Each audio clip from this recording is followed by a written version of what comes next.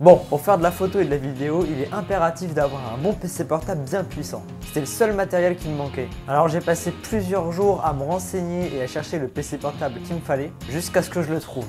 Je l'ai payé, je l'ai commandé et il vient tout juste d'arriver. On va pouvoir le découvrir ensemble.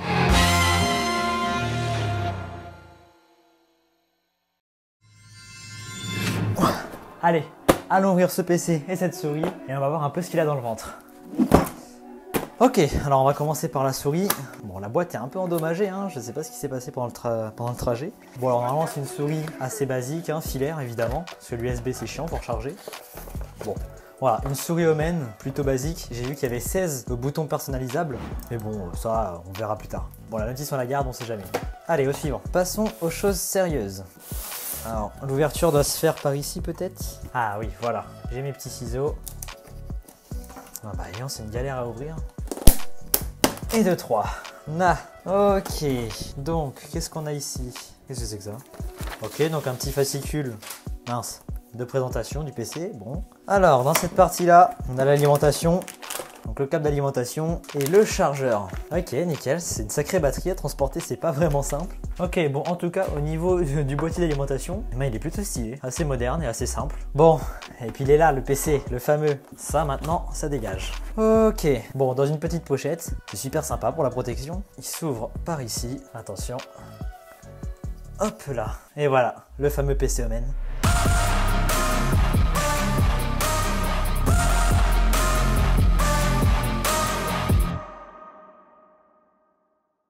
Ok, donc déjà au niveau du design extérieur, ça reste plutôt assez sobre. C'est d'ailleurs pour ça un peu que je l'ai pris, parce que souvent les PC gamers, on reconnaît que c'est des PC gamers quoi, ok. Là pour le coup il reste assez sobre, noir, en acier, enfin en métal. Le logo pareil, il est plutôt simple, hein. Pour le coup Omen ils n'ont pas choisi de trucs très extravagants. Au niveau de la transportabilité, ça reste un écran 16 pouces, donc c'est assez imposant quand même. Alors, attendez, on va le mesurer, tiens. Alors au niveau de la longueur, bon c'est pas très précis, hein, mais 15 plus 9, donc il fait 24 cm de longueur pour 37 cm de largeur avec une épaisseur repliée au maximum de 2,5 cm.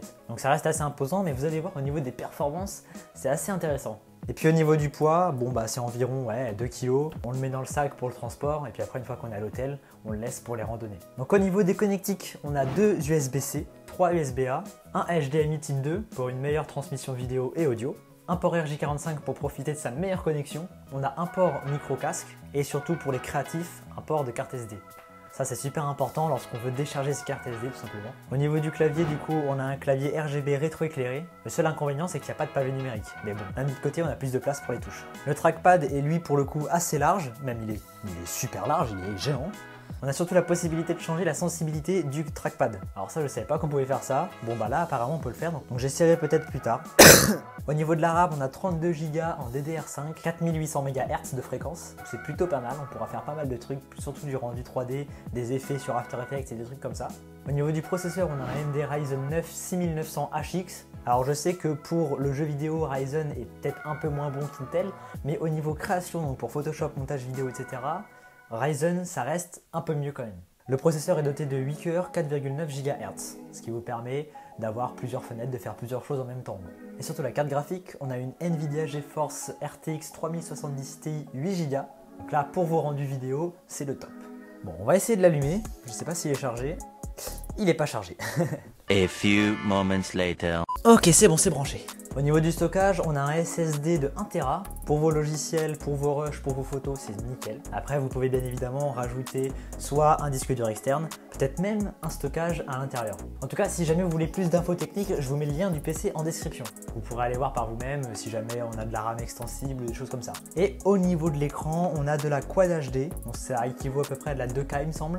Donc pour les photos, les vidéos, etc., c'est génial. On a une qualité d'écran qui est super cool. L'écran fait 16 pouces, donc c'est super cool également pour être à l'aise sur les logiciels. Et l'écran est anti-reflet. Alors ça c'est plutôt pour le gaming. Donc l'anti-reflet, on peut perdre un petit peu en qualité, mais la Quad HD, ça reste génial. Et c'est un écran avec un taux de rafraîchissement de 165 Hz. Donc ça, pour les gamers, c'est super. Ok, bon moi j'ai envie de voir ce qu'il donne un petit peu sur Lightroom Premiere Pro. Donc ce que je vous propose c'est qu'on fasse un petit test. Ok, donc du coup j'ai installé Premiere Pro et Lightroom. Donc on va tester Premiere Pro avec la vidéo de tout à l'heure du coup qui fait 10 Go. Et on va essayer de retoucher une petite image sur Lightroom, voir à peu près s'il y en a quelques lags ou quoi que ce soit. D'ailleurs pour le téléchargement de la vidéo de 10 Go, j'ai mis à peu près 1 minute, donc ce qui est plutôt pas mal. Ok, donc on va commencer par Lightroom. Ok, donc je vais commencer du coup par importer ma photo. Ok, donc est-ce que au niveau par exemple du changement d'exposition c'est assez rapide? Au niveau des effets, est-ce que...